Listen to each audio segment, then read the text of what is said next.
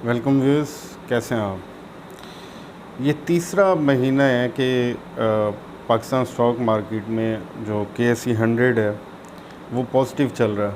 अल्हम्दुलिल्लाह 3 महीने हो गए हैं और ये बड़ा अच्छा साइन है। और ये एक बात इस बात को भी शो करता है कि people are having more confidence in our economy और हमारे फ्यूचर प्रॉस्पेक्ट्स जो ट्रिगर्स हैं फ्यूचर वो सारे पॉजिटिव नज़र आ रहे हैं मीडियम टर्म की अगर बात करें।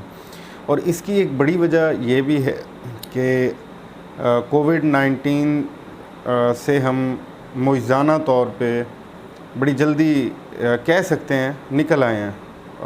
मतलब बड़े कॉशियस हो के हम ऑप्टिमिस्टिक हो सकते हैं इस बारे में। इसके अलावा अगर ये बात करें कि इसकी कोरोना के अलावा क्या रीज़न है, तो कई इंडिकेटर्स हैं।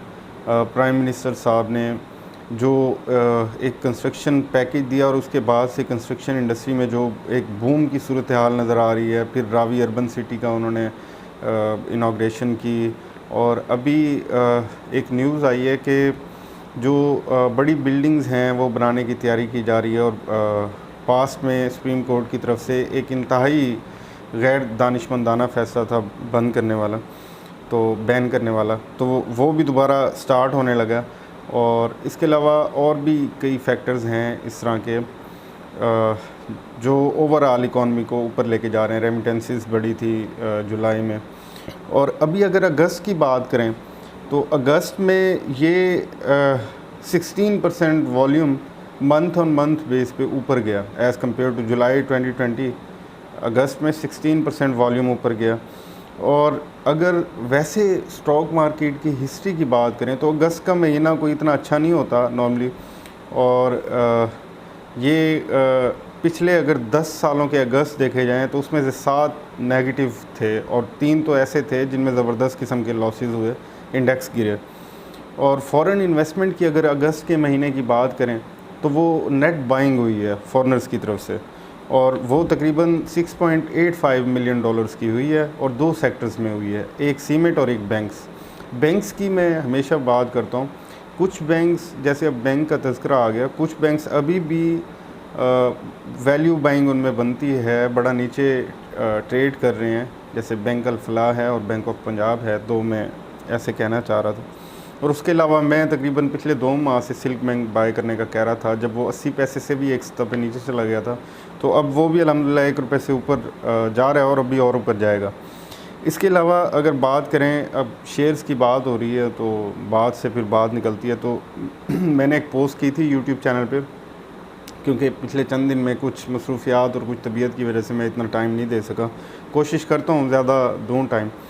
तो ट्री कॉरपोरेशन की मैंने एक पोस्ट की थी और वो ये थी कि इसके जो 3 क्वार्टर्स हैं जून 20 से पहले यानी मार्च 2020 तक, क्योंकि ईयर एंड जून है इसका, तो उन 3 क्वार्टर्स की जो क्यूमुलेटिव यानी तीनों को कंबाइन करके जो अर्निंग बनती है वो पिछले पूरे साल से ज़्यादा है और पिछले 2 सालों से 3 सालों से भी ज़्यादा है। मिला के नहीं, मतलब सेपरेट अगर पिछले 2-3 साल की टोटल सालों की अर्निंग देखी जाए तो इन 3 क्वार्टर्स की उससे ज़्यादा बनती है। तो सेम केस सेंचुरी पेपर में मुझे नज़र आया था। लेकिन यहाँ पे एक प्रॉब्लम है, वो प्रॉब्लम ये है कि इनका जो लास्ट क्वार्टर आना है रिज़ल्ट जून तक, अप्रैल में जून का 3 माह का, उसमें क्योंकि our economy was plagued by corona pandemic, तो हो सकता है कि इसके जो अर्निंग्स हैं, रेवेन्यूज़ हैं, they get some massive hit. तो ये थोड़ा कॉशियस रहें। इसलिए अगर बाइंग करनी है, इस शेयर में पोटेंशियल तो है, लेकिन अगर आपने बाइंग करनी है तो थोड़ी बाइंग करें, रिज़ल्ट देख लें, थोड़ा सा भी बाय कर लें अगर करना है, उसके बाद रिज़ल्ट देख लें फिर। क्योंकि क्या होता है कि ये भी लाजमी नहीं है कि अगर इसके रेवेन्यूज़ और मैसिवली हिट तो ये नीचे जाएगा, क्योंकि हमने लोटे केमिकल्स में ये चीज़ देखी। हालांकि लोटे केमिकल को GIDC की पेनल्टी भी पड़ी बिलियंस में, और उसके अलावा एक बैड न्यूज़ थी ना, और लोटे केमिकल्स को जो लास्ट ये क्वार्टर का रिज़ल्ट आया उसका, ये जो जून तक का था, उसमें रेवेन्यूज़ बहुत ज़्यादा, हद से ज़्यादा प्लंज किए हुए थे, लेकिन उसके बावजूद हमें 12 साढ़े 12 से नीचे नज़र नहीं आया। उसकी कुछ रीज़न्स हैं। एक तो रीज़न ये हो गई कि मार्केट में ओवरऑल एक पॉजिटिव ट्रेंड चल रहा है, पॉजिटिव ट्रिगर्स हैं हर तरफ। तो ऐसे में हम वो प्लंजिंग नहीं एक्सपेक्ट कर सकते जो अगर मार्केट भी मिली जुली होती, मिक्स होती या नेगेटिव होती, फिर मे बी हमें बहुत ज़्यादा नीचे मिलता। तो इसके अलावा एक चीज़ ये थी जिसने नीचे नहीं जाने दिया लोटे केमिकल को ज़्यादा, और दूसरी वैल्यू बाइंग थी। लोग बैठे हुए हैं कि शेयर बड़ा अच्छा है, 12 रुपये पे ये हमें समझ में आता है, तो लोगों ने वो भी फिर बाय करना स्टार्ट किया।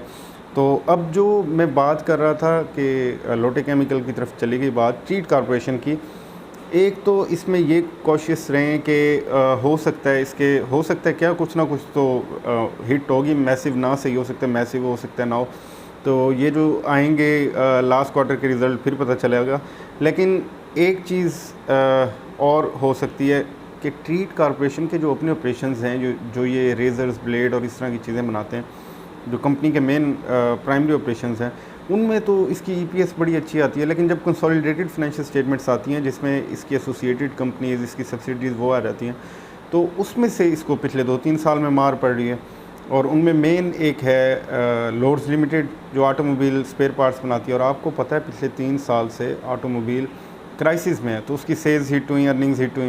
तो अब क्योंकि वो इसकी सब्सिडरी है, मेजर होल्डिंग है, तो जाहिर है वो इन्वेस्टमेंट में लॉस हुआ, तो ये कंपनी जो कंसोलिडेटेड फाइनेंशियल स्टेटमेंट है वो नेगेटिव हो गई, और जो ईपीएस नेगेटिव हो गई, पे आउट्स बंद हो गए, तो इसका शेयर ज़ाहिर है फिर बहुत नीचे चला गया। और जब कोविड की पेंडेमिक पीक पे थी तो 10 रुपये पे भी मिला हमें, तो आजकल 24-27 पे चल रहा है।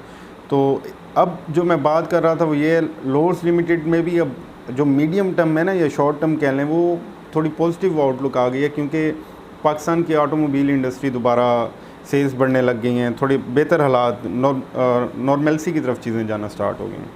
तो ये थी ट्रीट की। और मैं कोशिश करता हूँ कि बाय कॉल ना दूँ, इसे बाय कॉल ना कहूँ, जस्ट अपनी रिसर्च पेश करूँ, जस्ट आपको रिकमेंडेशंस दूँ, क्योंकि I am not a magician like other people. मैंने रोज़ देखता हूँ कोई ना कोई मैजिशियन आया होता है जो कहता है यहाँ पे बाय करें, यहाँ पे सेल करें, as if they know the future of market, और उसके बाद फिर वो कुछ दिनों बाद गायब हो जाते हैं। फिर आवाम फेसबुक पे या यूट्यूब पे कोस रही होती है उनको। तो मैं उस तरह का बंदा नहीं हूँ और उस तरह की रिसर्च पसंद नहीं करता। मैं लॉन्ग टर्म इन्वेस्ट करें, और अगर ट्रेडिंग का बहुत शौक़ है तो कुछ पोर्शन इन्वेस्टमेंट के लिए अलग रख लें, उसे इन्वेस्ट करें और थोड़ी बहुत ट्रेडिंग करते रहें। तो अगर लॉन्ग टर्म में, लंबे अरसे में अमीर होना है, बड़ा अच्छा वेल्थ कमानी है, तो इन्वेस्टमेंट से अच्छी ऑप्शंस नहीं है लॉन्ग टर्म। और उसमें फिर टारगेट जल्दी भी मीट हो जाते हैं, टाइम से टारगेट लेट भी मीट होते हैं। उसमें फिर पॉजिटिव ट्रिगर्स भी होते हैं, नेगेटिव ट्रिगर्स भी होते हैं। उसमें फिर हमारी कुछ कैलकुलेशंस गलत भी हो जाती हैं। उसमें फिर सारा कुछ होता है, because it's market and no one can predict the market. और लेकिन अगर आप रिसर्च के साथ चलें तो आपकी एक परसेंटेज बढ़ जाती है, एक ऑप्शंस बढ़ जाती हैं, चांसेस बढ़ जाते हैं सक्सेसफुल होने के। और लेकिन बॉटलनेक्स तो फिर हर जगह पे होते हैं। तो इसलिए कोई सक्सेस की गारंटी नहीं है, मैं भी नहीं देता आपको, जस्ट अपनी रिसर्च दे रहा हूँ। और ये कोशिश होती है कि most of the targets if not all meet. और ये जैसे अब पीआईए की बात करें तो पीआईए जब 4 रुपये से नीचे था, मैं तब से कह रहा था कि ये बाय कर लें, क्योंकि पीआईए और के इलेक्ट्रिक 2 ऐसे शेयर थे जिन पे मैंने ज़रूरत से भी ज़्यादा एम्फसाइज़ किया। हालांकि हो सकता था ये ऊपर ना जाएं, लेकिन क्योंकि मेरी बड़ी फर्म कन्विक्शन थी इन 2 शेयर्स के बारे में, और मैं बार बार कहता रहा it's just matter of time before both these share start flying. तो अब पीआईए तो वैसे भी फ्लाई करता। तो पीआईए अब 5 रुपये 5.5 के करीब हमें नज़र आया, मैंने कल देखा और बड़ा अच्छा लगा। ये 6 और 7 रुपये पे भी जाएगा, इससे ऊपर भी हो सकता है, लेकिन 6, 6.5, 7 की रेंज में तो लॉन्ग टर्म में इसका है इंशाल्लाह। लॉन्ग टर्म कह रहा हूँ। लॉन्ग टर्म में फिर ये ना किया करें कि आपने शेयर बाय किया और फिर कुछ दिनों बाद फिर जो है ना आप परेशान हो गए, इस तरह नहीं करना चाहिए। बाद से मुझे याद आया, मैंने मरी ब्यूरी के कहे थे, और क्योंकि उसकी अर्निंग्स अच्छी थी और वो 550 पे बड़ा अच्छा नज़र आ रहा था और मैंने लॉन्ग टर्म कहा था। तो अभी वो इसलिए नहीं ज़्यादा मूव कर रहा, क्योंकि उसकी जो ईयर एंड के रिज़ल्ट्स हैं वो मेरे ख्याल से सितंबर एंड या अक्टूबर स्टार्ट पे उसकी बोर्ड ऑफ डायरेक्टर्स की मीटिंग होती है नॉर्मली।